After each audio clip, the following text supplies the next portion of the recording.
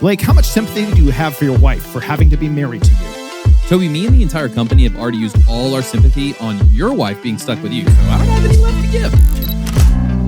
Welcome to the Church Gear Podcast, where we pull the tech out of the booth and onto the stage to share the most outlandish stories and hidden wisdom from the tech trenches. And now, here are your hosts. I'm your host, Blake Hodges, a man who commonly says Toby and Shelley's marriage is the eighth wonder of the world, and I'm here with my co-host and the plaintiff in question, Toby Walters. So many inappropriate jokes I cannot say, Blake. That's for Church Gear After Dark. Gosh, I know we still need to start that. You know, it'll just be like 30 cents a month because we know it's such stupidity that's behind the paywall, but you have to create a paywall. Yeah, you have to have something. Yeah. So, Blake, the internet or just the earth in general has been roasting you recently, and it's just been a delight. I went on vacation, and everyone was like, oh, you're not getting away from us. We're going to still come after you. Mm-hmm.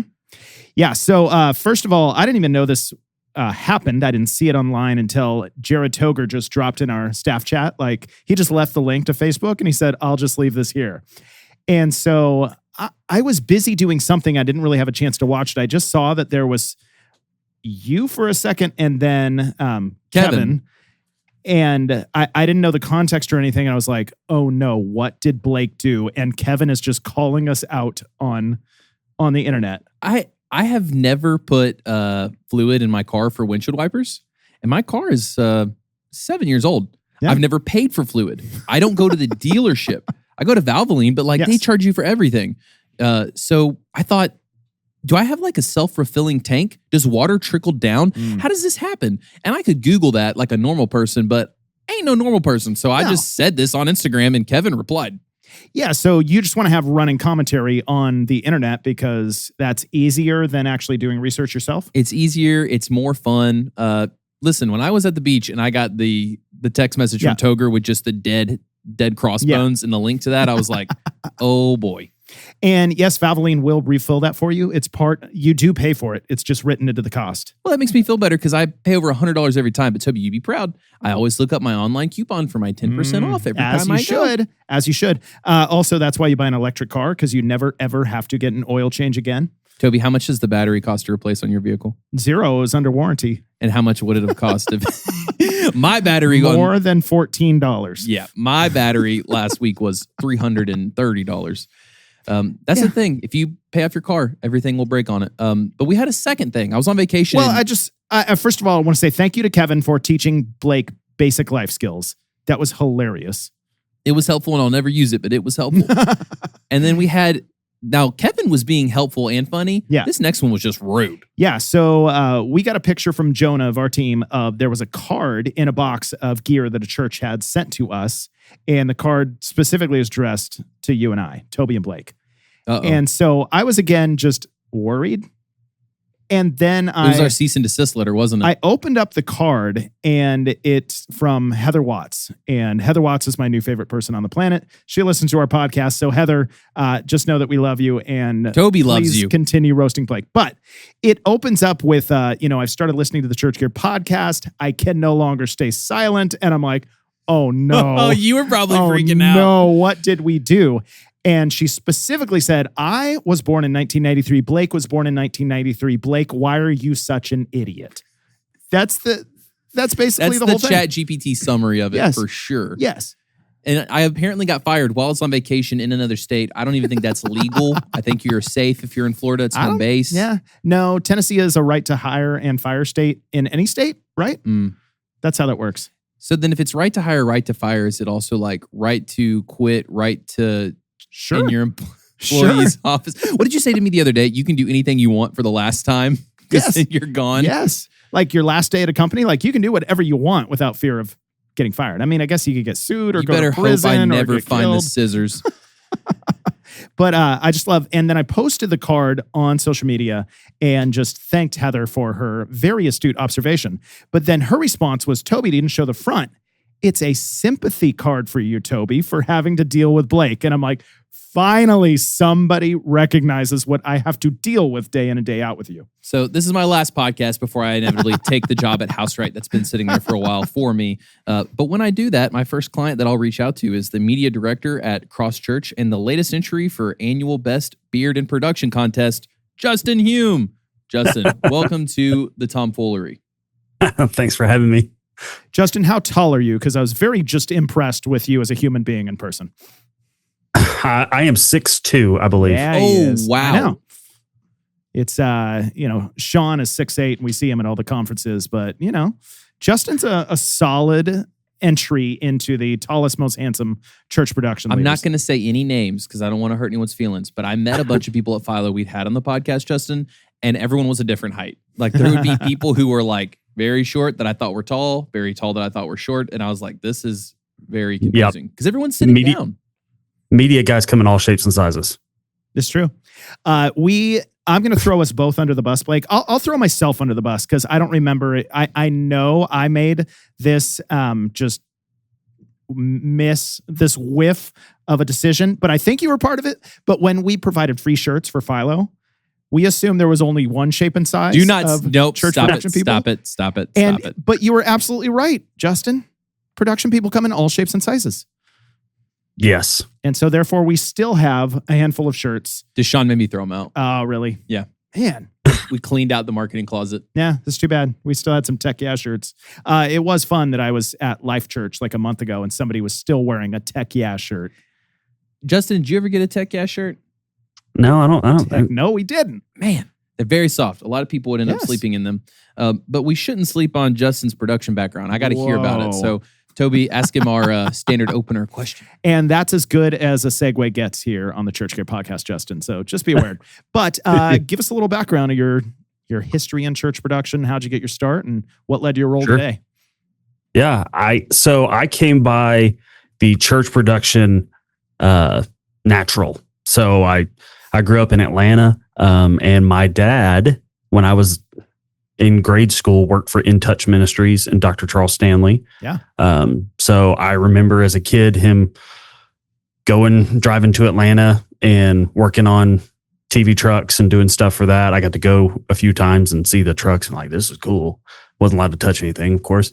But he was working for In Touch Ministries. I was interested in that kind of world and what he was doing, wanted to learn what dad was doing.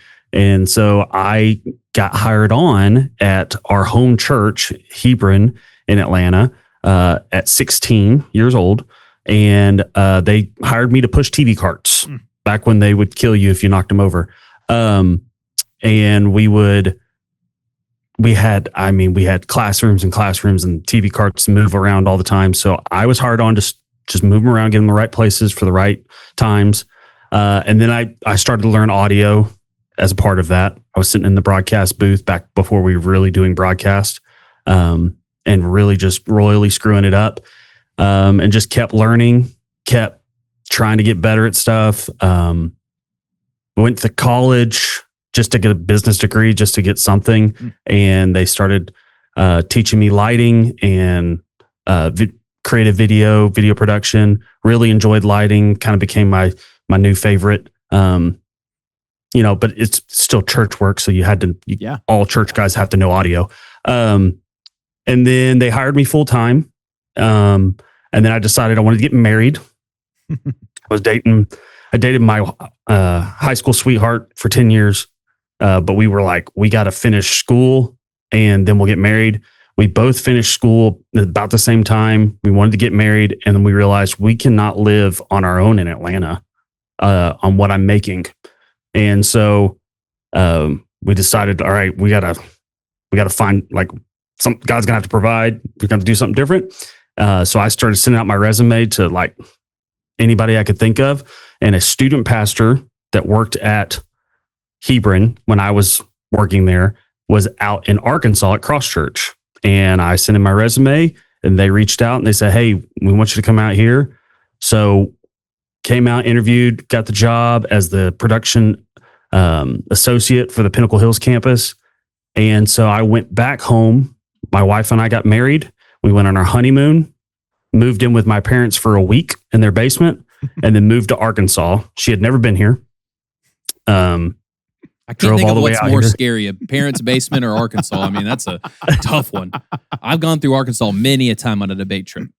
Yeah, she had a lot of questions when we were driving through Little Rock and on 40 heading this way, going, what have you done? Why am I following you here? But then we got to Northwest Arkansas and it got beautiful better. Up there. Justin, I will never forget sitting at a bar in Nashville with my best friend, and we were talking about states you wouldn't like take a trip to. And I was like, yeah, there ain't nothing in Arkansas. I've done that interstate a bunch. I kid you not. There was a person sitting next to me who goes, I'm from Northwest Arkansas, and it's amazing. And they gave me the rundown, and I was like, dang, Northwest Arkansas sounds like Franklin, but in the mountains, so even better. We're for sure in a bubble. Like there's no, the rest of Arkansas is nothing like Northwest Arkansas. Have we considered if this is the Garden of Eden, and that is where it got put? It could be. I don't know about that, but yeah. So then we ended up in Arkansas. I've been here for 12 years. Been working for Cross Church. Started as an associate, then was promoted to the media director for the Pinnacle Hills campus, and now I'm essentially media director across 3 campuses. Soon to be a 4th campus, and we're just rolling and going. A 4th campus. So the church is pregnant with another campus. Mm-hmm. Yes. Yeah. And have you spent any more time in your parents' basement since? No, actually, they followed us out here. Okay. They're like, get back in this basement, Justin.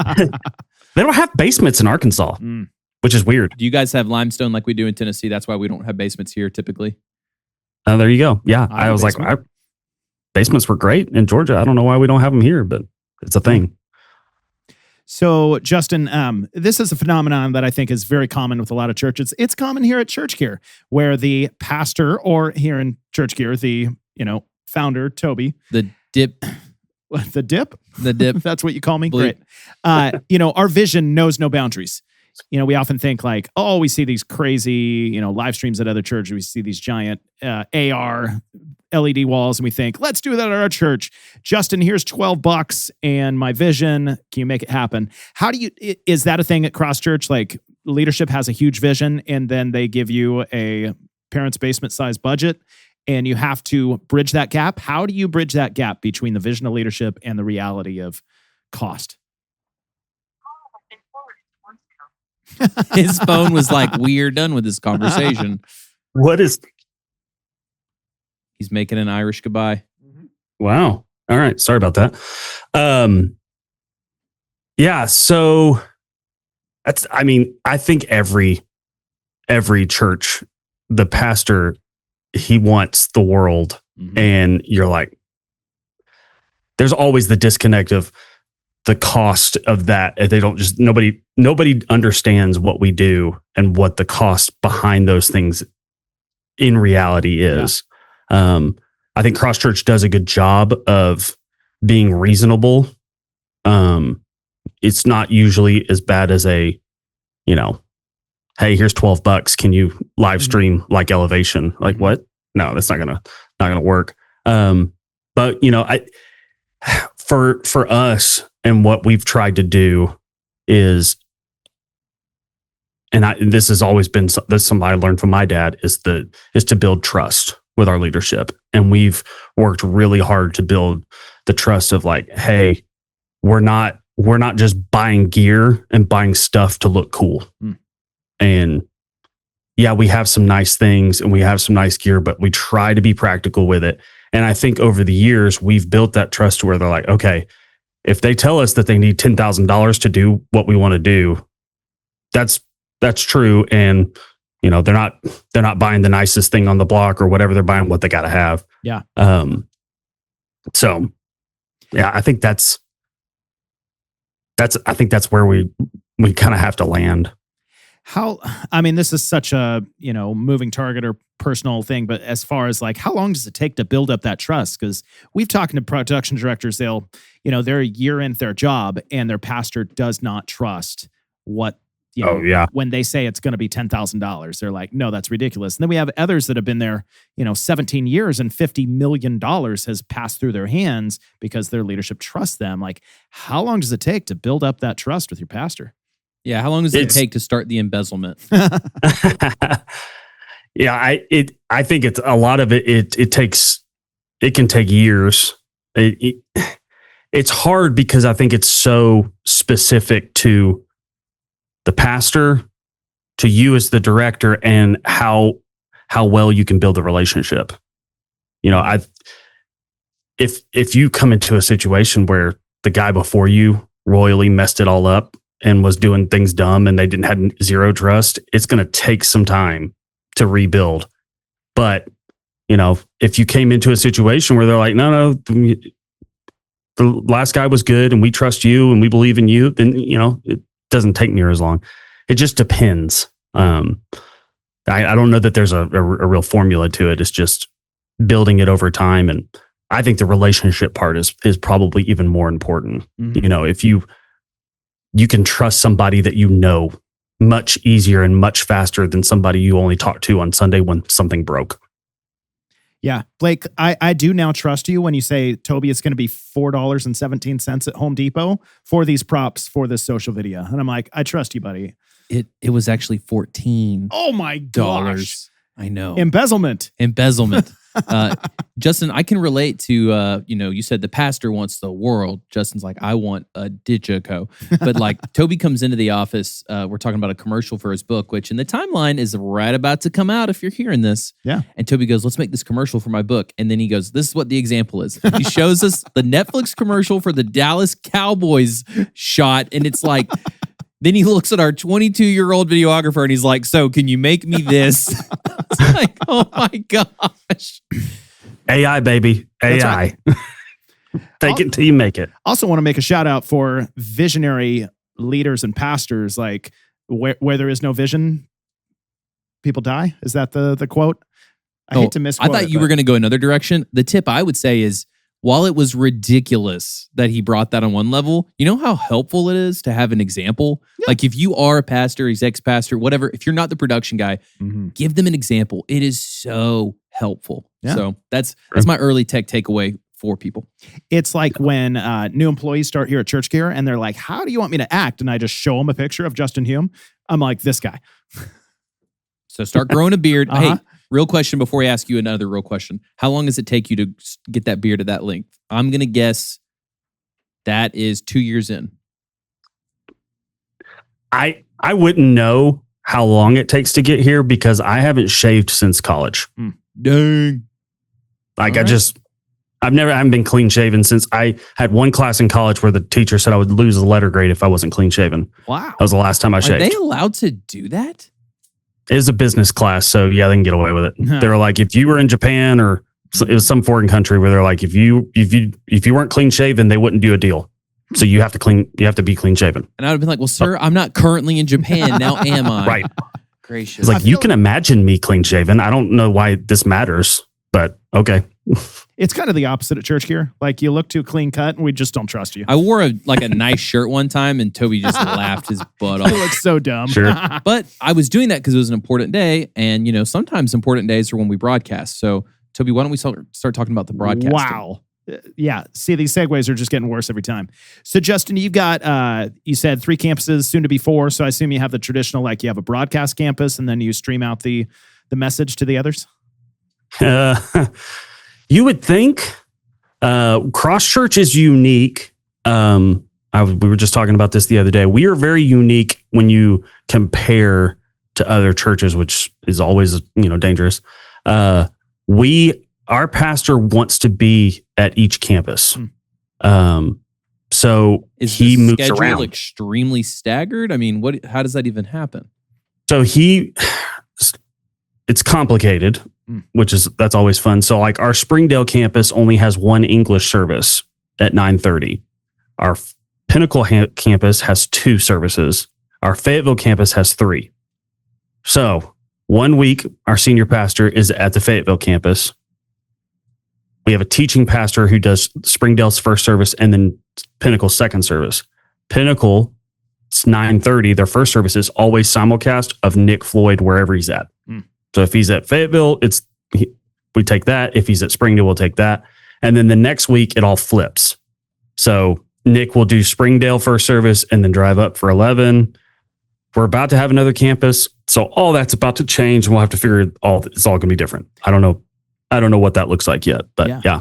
He really wants to be with the people and not just every once in a while, because and part of the reason for that is we're different because we're really not that far away from each other. I was about to ask what's like the circumference of you guys?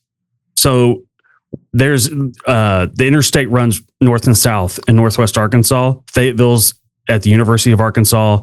Springdale is 20 minutes north of there. If maybe 20 minutes if you hit traffic. And then Rogers is 20 minutes north of Springdale. So we're all on a line, and Springdale is the most off the interstate. So we're very right on the interstate, just run. So I can get to the Fayetteville campus in 30 minutes. So from Pinnacle. You essentially need to be able to stream from any of the locations? Yes. Okay. Yeah. This makes sense why Justin always needs gear. So whatever Nick Floyd is where we stream the live stream from. Yeah. So how do you guys approach gear at each campus? Does every campus get the equal amount of equipment to have the same setup, or do you is one the favorite child? Toby, that's highly personal. Now tell us. No, so, but I guess the answer is really it's out of need more than anything. But because Cross Church has grown so organically, Springdale was the mothership and has been there for 100 years or a long time. And then out of Springdale, they launched the Pinnacle Hills campus. And then out of Springdale, they launched the Fayetteville campus. So it's kind of like Springdale had what they need. We launched Pinnacle campus. They get what they need. We launched Fayetteville campus. They got what they need. And then from there, it's just trying to maintain over time. So there's no favorites. It's the, Pinnacle Hills was the first to get LED walls. Well, now the Springdale campus has LED walls, and it's organic over time. Springdale's got new cameras. We need new cameras. It's more out of need and necessity is when we replace things, which is, I think, probably true for every church. Yeah. And are you guys trying to keep, brand consistent across campuses so that your team can move around and does the team move around just as much as the pastor? No. So we have a media director at each campus who's responsible for that campus, and they're responsible to build the team, the volunteer team. We have staff members, but we are volunteer driven. Toby, he answered my question first. Take that. You're younger. What does that even mean? So Justin, are the brands consistent? The brands are, the goal is to become consistent. It's not currently in all areas. Okay. If that's a round of, so we're a big fan of 4A for our switchers. Mm-hmm. We like 4A a lot. Does what we need it to do. All three campuses are on 4A. Mm-hmm. And it took some doing to get there, but they're all on 4A. But the cameras are all different. The audio consoles are all different. We would like to be, but it's three campuses for three mega churches. Yeah. I mean, we're all running over 2,000 on a Sunday morning. This past Sunday, we were over 12,000 across all three campuses. So you're talking about big boy consoles. Mm-hmm. You can't just decide, hey, let's buy 3 consoles for all 3 campuses. Plus we need broadcast desk and, we need a monitor console at Pinnacle. It's a major ticket to make us all match. So we're trying to strive that direction, but it's a slow build of okay, well, we're going to buy a Digico here with the hopes to buy a Digico there soon, that kind of thing. Yeah. Well, church can give you a minor ticket instead of a major ticket, and we can just get you consistent with Yamaha M7s everywhere. M7s, baby. Yeah. Bring them back. You need the little brother, we'll get you an LS9. When I have seen the price of consoles, I'm like, that's more than a car. Heck yeah. It's insane as much as to me. It's like the price of a condo. So like, that's why once a quarter, I just wheel one out of church gear and I sell that puppy. That's right. Help yourself. Buddy. Justin, do you have like a crazy sheet then of just like, all right, this purchase is going to happen this quarter. This one is going to happen that quarter. Like, are you just kind of planning out like when they're all going to go or? No, we would love to be able to do that. But, I think as much as I would love to be able to plan that far ahead, the reality is of what we do is we're here to reach lost people. And so like we have a new campus coming.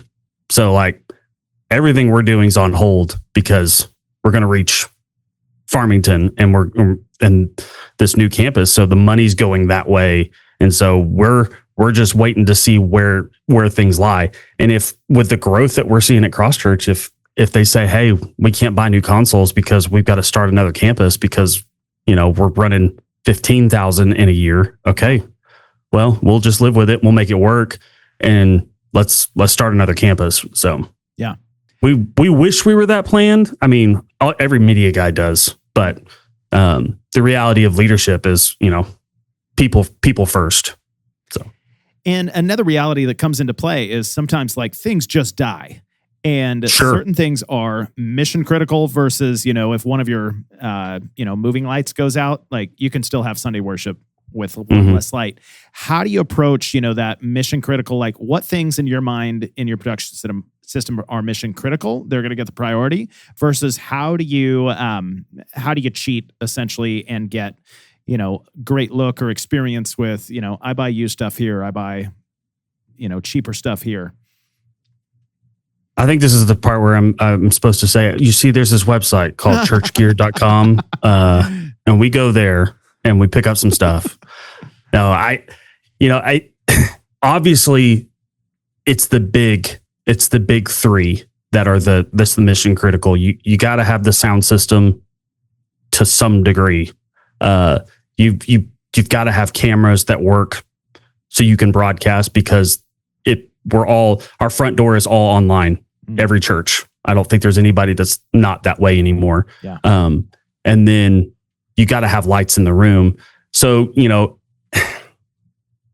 some of it is just the places I look to cheat are, okay, can I buy the cheaper converter here or a cheaper light fixture there to make sure I get the right thing for video or I don't know. It's nuanced. Yeah. I like working with brands that I can trust. So if it's something that's like, what, we need this to work and it's expensive enough that we can't keep a spare on the shelf, then we need to make sure this is good. But like SDI to HDMI converters, we can buy 4 or 5 of those and have one on the shelf. And so we don't have to necessarily have the $1,000 one for that. We can get a cheaper one because we can have extras. That's kind of where we're cheating. Or wait until somebody gets rid of something good and puts it on church gear and then pick it up. Toby, where are you cheating in life? Like I'm cheating at the bar. Where are you cheating? In my brand director. I could have hired the high end one, but I just decided to go with the knockoff version that you got to imply some duct tape and kick it in the butt every now and then, but it'll still get you through. The Temu version. Also, I should clarify, I'm cheating on my diet in the bar. Oh, yeah. Justin, we talked to other churches that like warranty is super important to them. They don't want any gear that's out of warranty. Are you just like warranty schmarranty or, how do you approach that? I mean, we're not opposed to warranty. It's so rare that we buy something that breaks within the warranty. So I don't know that I think about it that often. It usually is the day after. So it's like, okay, well, that didn't do me any good. I'm more, for me, it's the relationship with the manufacturers. If it's somebody, we have Ikegami cameras and they've broken over the years that I've been here and they've been nothing but helpful and we send them off. They do repairs. No big deal. We have partners that we've worked with for integration. And if we have something that breaks, they're like, yeah, let's get this fixed. No big deal. Like to me, that's more important than the warranty part. Yeah. But there have been manufacturers that we've bought and it's like, they don't give a crap. So I'm not going to buy that again. Yeah. We need to make a blacklist eventually and publish it. That's a very hot take, Blake. It is a hot take. I know. I'm not afraid of a hot take. I'll put my hand right on the hot stove. Ooh, spicy. It's burned all day by Toby. Yeah. By the time I get home, I'm calloused with the blisters. Yeah. And by the way, that's how a segue's done. You want to take this one, Blake? Nope. So hot take, Blake sucks at segues. But Mr. Hume, do you have any soapboxes? We'd like to put a soapbox in front of you. If you want to stand on it and then give us your thoughts about anything that just irks you or you really have an opinion about in church production, we'd like to give you that moment right now. My team would be like, oh, that was a mistake all the time. Well, they're not on this podcast. That's right.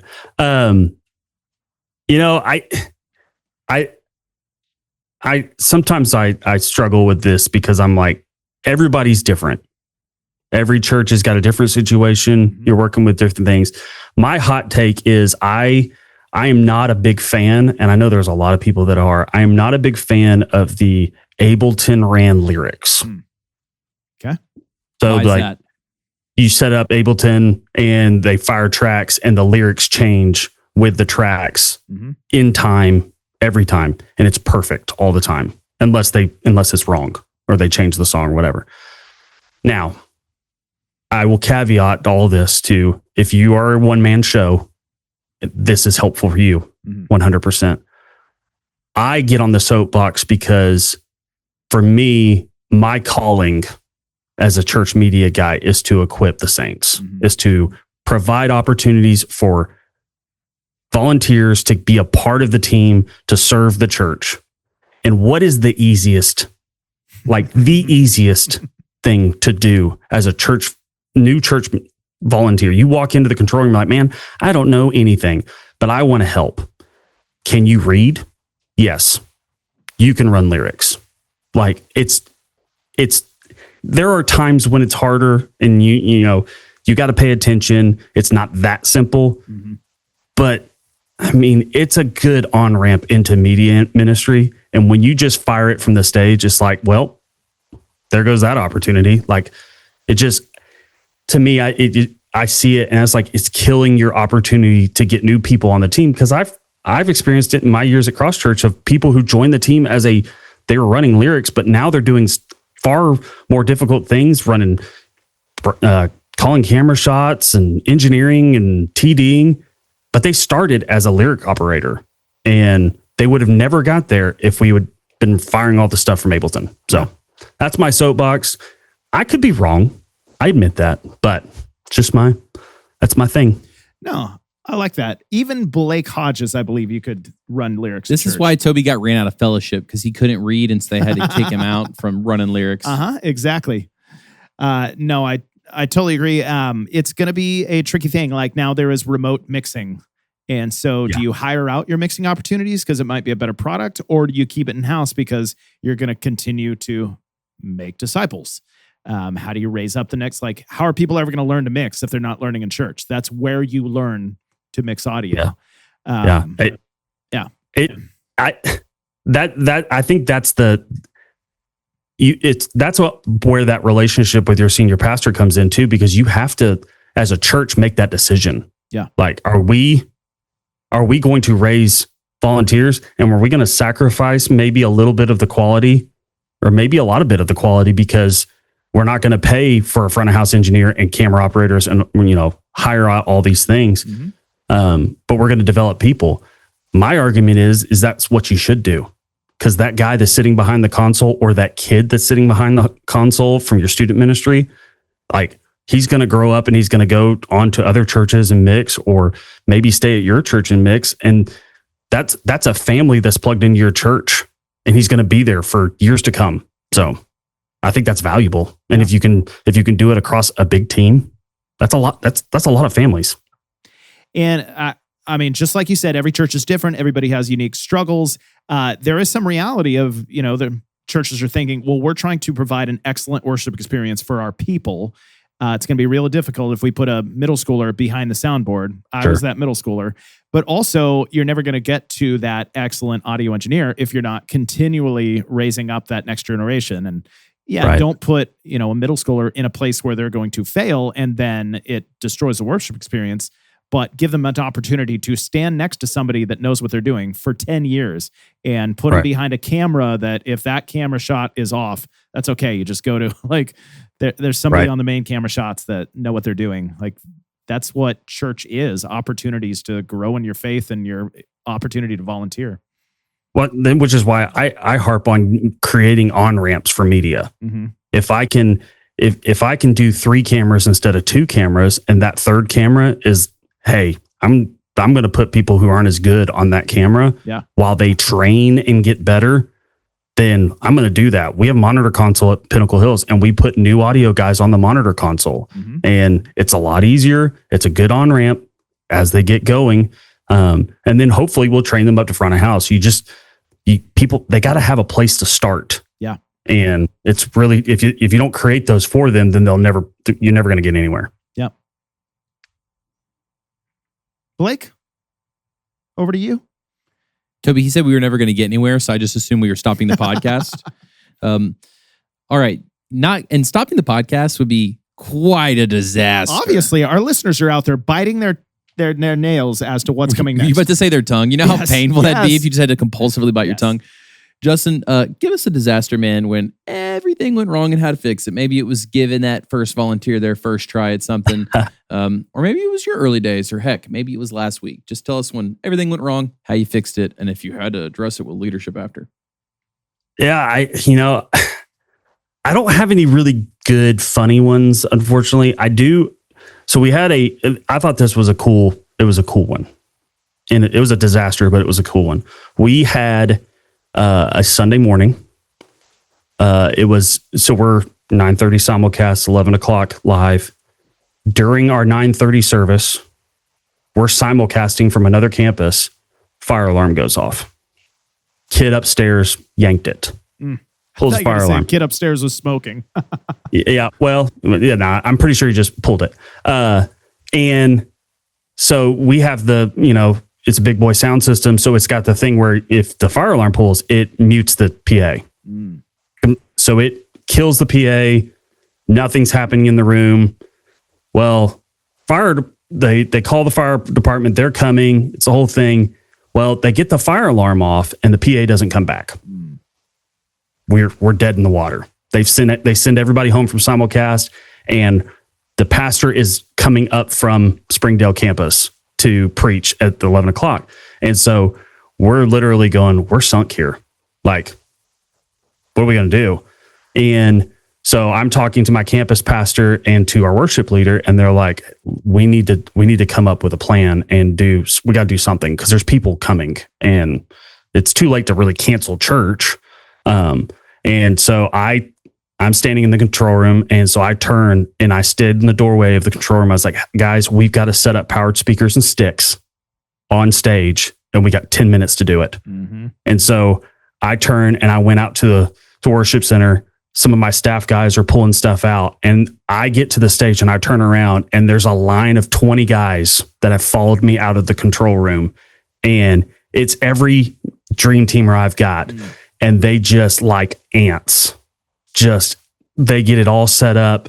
We roll out a grand piano. They do acoustic worship. We get it all running. Right before service starts, they get the PA to work again because some dream teamer didn't clear, or maybe it was the fire department. I'm not sure. They didn't clear the fire alarm. They turned off the noise, but it was still running in the background. So the sound system was fine the whole time, and it could have worked, but they just rolled with the acoustic set because the team, they got it done. It looked great. Everybody's excited. Afterwards, my campus pastor comes up to me. He goes, the coolest moment of the day was watching your team come filing out of the control room, which, it's in the back of the room. Nobody knows it's there. And they're coming out of this room that it's like, how many people are in that room? They're just filing out of there, and they come and just knock it out. And then they all go back in that room and hide again. So it was a disaster, but it turned out really well. It was a good day. So And Toby, if he hadn't been giving everyone a chance and training them, he wouldn't have had all those people to come save his bacon. Yeah. I love the visual of like an army of ants. Production people are like an army of ants. Like they work in conjunction. They can do way more than their body is meant to do. Like it's a fascinating thing. Like ants can get together and then move things. Like I feel like ants can move a car. I know that's not right, but almost. Well, Toby, how about we ask Justin a tech takeaway and you ask ChatGPT that and you can come, report back. Sure. So go ahead and ask Chat. Justin, our next and final question as we wrap all our episodes on, Toby, I was serious. Can you look that up? All right. See what the heaviest thing an ant can lift. All right, Justin, our last question on episodes is always a tech takeaway. What would you tell a room full of production people, that would help them on their Sundays? It can be personal, can be relational, can be gear focused. Just one general tech takeaway to wrap us up on. I'm the relational guy, and I'm all about leadership and culture. And I would encourage all the media guys listening, lean in to the introverts, the nerds, the quiet guy that's sitting in the back of the worship center. That all of those people that are at your church, they're the media guys, and they want to serve on your team. They're probably not going to come talk to you about it because they're afraid to talk to you about it. But that's I'm passionate about. That's who we serve, because they're not going to be on they're not going to stand out front and hold a sign or shake hands as people come in. They're not going to sing on stage. It's not their thing. But they would love to sit in the control room and help run lyrics and run cameras and do all the things that we do. And they're really good at it, and they will show up every time you need them. That's who we serve, and that's how we grow the church.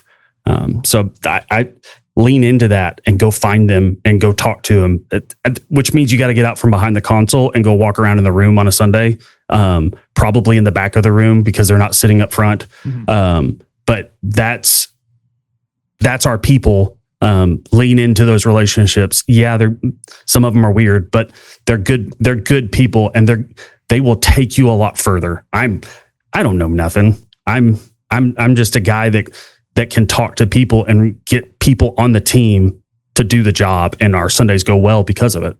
Yeah. So that's my encouragement. When he said, these people aren't going to do all these other positions, I'm just like in my head hearing, and on the seventh day, God saw there was nothing for the introverts, so he made the production team. Sounds about right. And also, some of us at Church Gear here are pretty weird.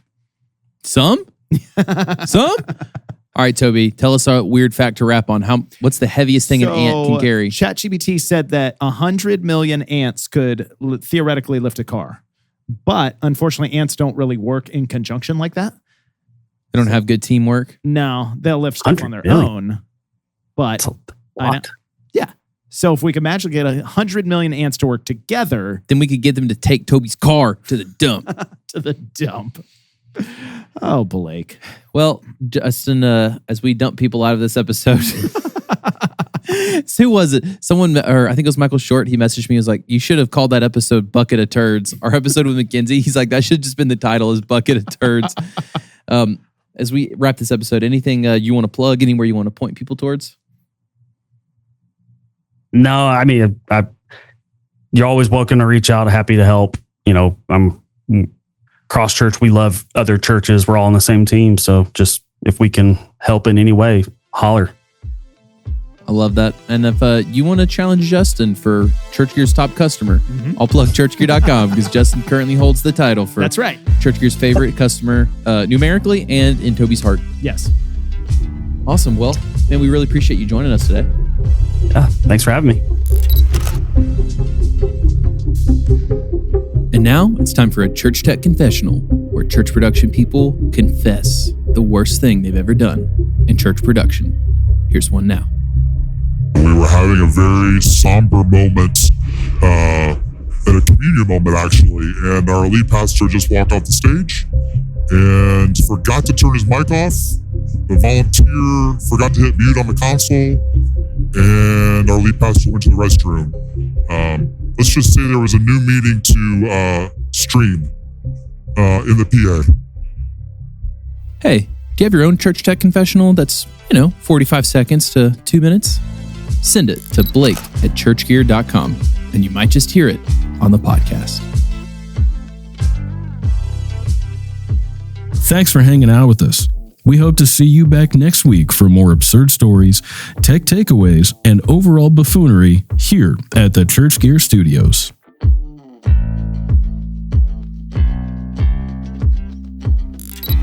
All right, Blake. So I just want ChatGPT to tell me how many ants it would take to lift your big body.